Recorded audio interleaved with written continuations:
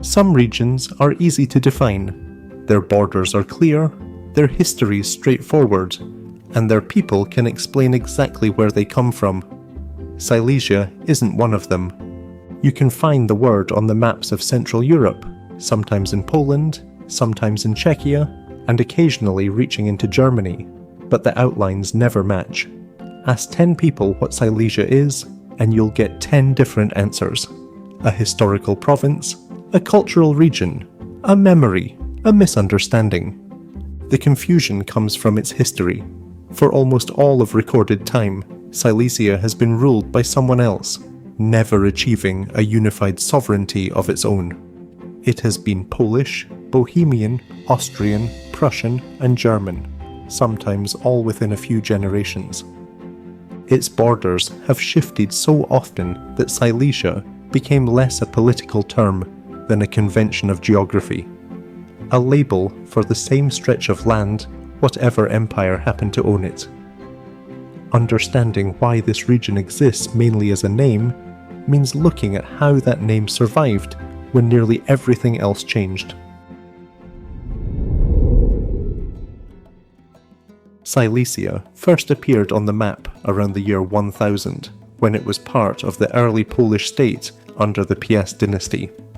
For a short time, it formed one of Poland's core regions, strategically placed between the Oder River and the Sudeten Mountains, linking Central and Eastern Europe through trade and migration. But when Poland's royal line divided its territory among heirs in 1138, Silesia fragmented into a group of semi-independent duchies. The region remained Polish in culture and language, but its rulers began looking west for allies. German settlers arrived, towns adopted Magdeburg law, and a patchwork of small states emerged, all nominally Polish, increasingly connected to the Holy Roman Empire. By the early 1330s, most Silesian dukes had accepted the authority of the King of Bohemia. The Treaty of Cieszyn in 1335 confirmed this arrangement, as Poland formally renounced its claims to the region. Silesia now belonged to the Bohemian crown, and later to the Habsburg monarchy. For nearly 4 centuries, until the mid-18th century, Silesia functioned as a collection of duchies united by trade, mining, and geography, rather than politics. It was prosperous and stable, but also peripheral, managed from Prague or Vienna, not from within. By the early 1700s, Silesia was a valuable but loosely governed province of the Habsburgs. It had never been an independent state, and its borders were administrative more than national. That lack of cohesion would soon make it a target for the rising power next door, Prussia. As we delve deeper into Silesia's divided history, you bring these stories to life. Keep liking and sharing to help me continue this journey. Don't forget to subscribe and share your insights in the comments as we continue to explore the world together. In 1740, Prussia under Frederick the Great invaded Silesia.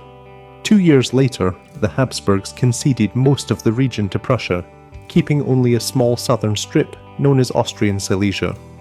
What had been a patchwork of duchies under Vienna became a compact, strategically vital province of Berlin. For Prussia, Silesia was more than a conquest. It was an engine. Its coal, iron, and textiles powered the growing Prussian economy, and later the German Empire itself. Canals and railways linked Silesia to Berlin and the ports of the Baltic, transforming cities such as Wroclaw, Gliwice, and Opole, and the growing industrial basin around Katowice into major production centres. Industrialization brought opportunity but also division. German administrators encouraged settlement from the west, while the local population remained mixed: Poles in the countryside, Germans in the towns, and Jews throughout the trading centres. These groups worked side by side, but rarely saw themselves as one community. Austrian Silesia developed along similar lines, but under different laws and languages. The Prussian majority and the smaller Austrian remnant continued to trade and intermarry, yet their political paths increasingly diverged.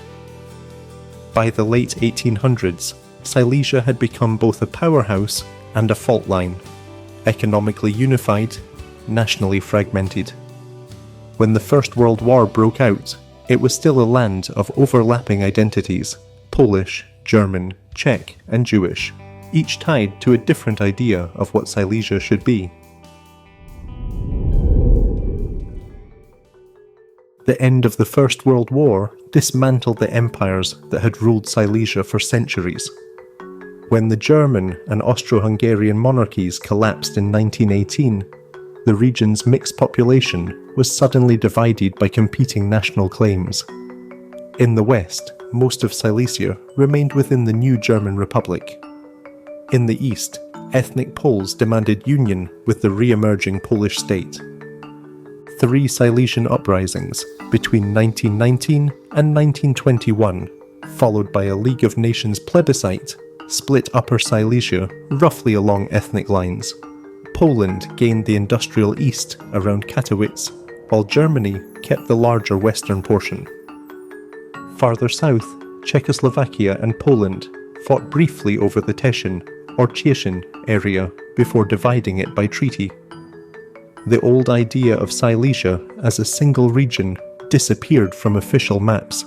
During the 1930s, German rearmament revived the mines and factories, but deepened ethnic tension. Nazi policies marginalized Polish and Jewish communities. Many were expelled or forced into Germanization programs. When Germany invaded Poland in 1939, all of Silesia was brought under direct German control. The Second World War turned the region into both a weapons hub and a site of immense suffering, from forced labour to the Auschwitz complex on its southern edge. In early 1945, as the Red Army advanced, millions fled westward. After Germany's defeat, organised expulsions followed, removing most of the remaining German-speaking population from Silesia. Polish settlers moved into their homes, and most traces of the old population, language, signage, even gravestones, were erased. Once again, the borders had changed, but the land remained. After 1945, Silesia was split between 2 countries. Most of it became part of Poland. The southern edge, including Karvina and Opole, stayed in Czechoslovakia. In both states, the word Silesia survived in place names, but lost much of its political meaning. New settlers arriving from central Poland or Moravia often knew little about the region's past. Polish Silesia rebuilt quickly. Under communist rule, Katowice and the surrounding industrial basin became one of the most productive areas in the Eastern Bloc. Czech Silesia, centred on Ostrava, developed in parallel, but looked to Prague rather than Warsaw. Although separated by a border, the 2 regions shared similar challenges: environmental damage, economic decline, and the fading of local traditions. By the 1990s, as communism collapsed, questions of identity resurfaced. Census data began to record Silesian as an option, especially in Poland, where hundreds of thousands selected it alongside, or instead of, Polish. Some promoted the Silesian language and flag.